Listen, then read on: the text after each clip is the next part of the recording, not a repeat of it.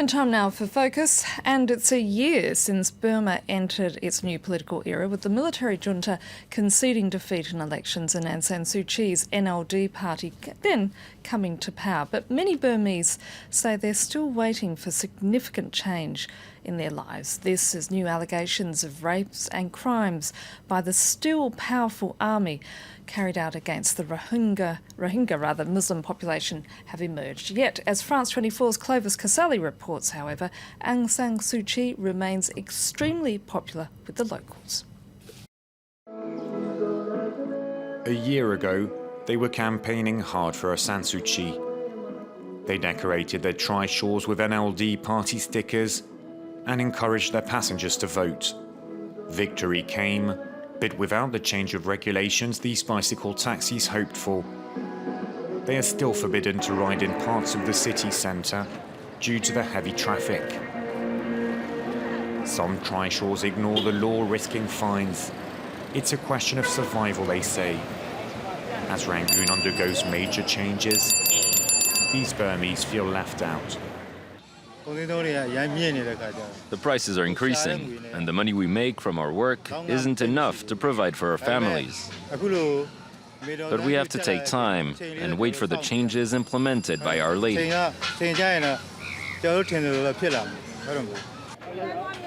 Minutes later, an argument breaks out, with a young man accusing us of being Muslims, seeking to tarnish him and his group's reputations. His trishaw colleagues quickly come to our defence. Angry words turn into a fist fight. This isolated incident might well be the sign of frustrations and simmering tensions between communities in Burma, a country with 135 different ethnic groups suffering from decades of civil war. De facto leader Aung San Suu Kyi's priority is national reconciliation, and a first step came in August with her Panglong conference that brought together for the first time most rebel armies for peace negotiations. But fighting continues in parts of Burma. The international community has raised concerns over the fate of the hundreds of thousands of displaced people living in camps, including the Rohingya Muslims in the Rakhine State, one of the world's most persecuted minorities according to the UN. Whether it is in Kachin State or Shan State, where you find people trapped on the other side of the front line, where we don't have access to them, where they don't have access to government services, whether it's 1 million people without citizenship in Rakhine State who simply don't have those rights as well. Though that needs to change. Some parts of Rakhine State, where the Muslim communities are the poorest of the poor over there, and the most vulnerable of them.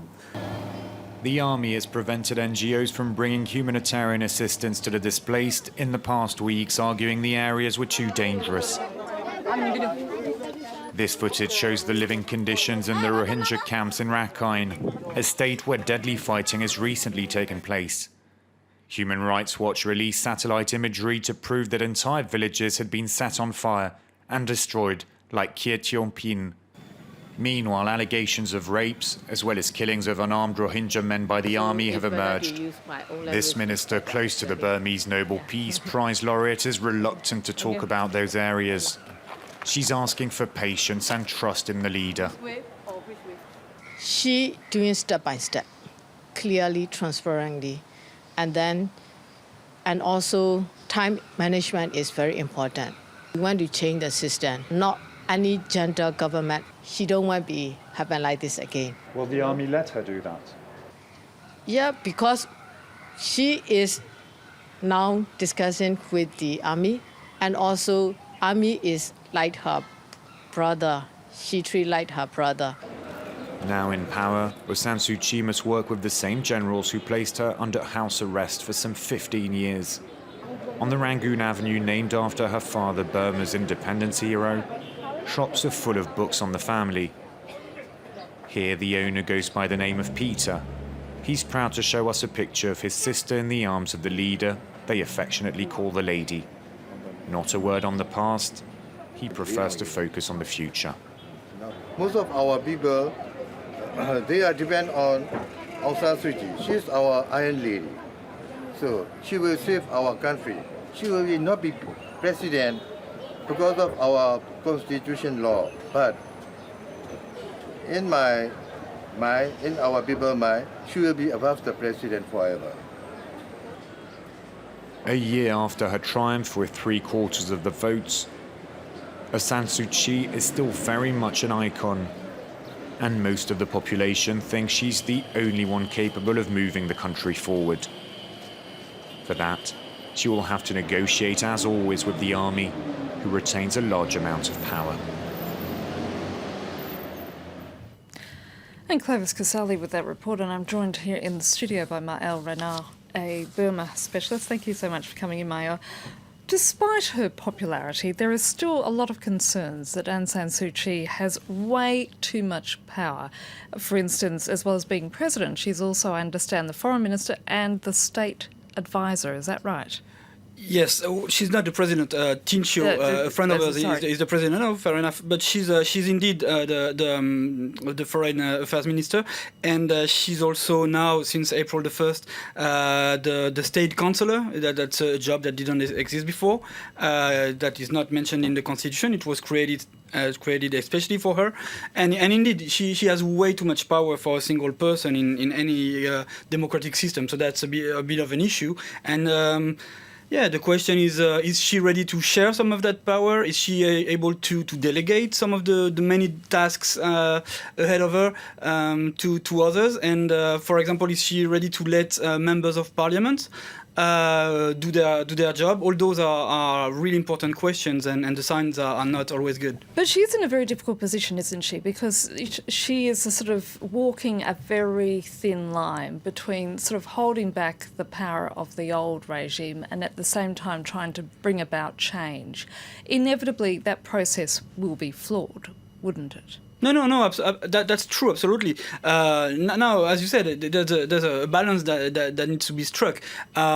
Indeed, she herself embodies a certain ability of the democratic movement to work with the army, because her father was the founder of the army. At the same time, it would be important to prepare for the future. It would be important that a party would be a well-functioning party. If we are looking at a scenario like South Africa, let's say, where the ANC has been in power since 1994 and may stay in power for a while to come, if the same is going to happen in Burma, then certainly the NLD needs to survive Aung San Suu Kyi.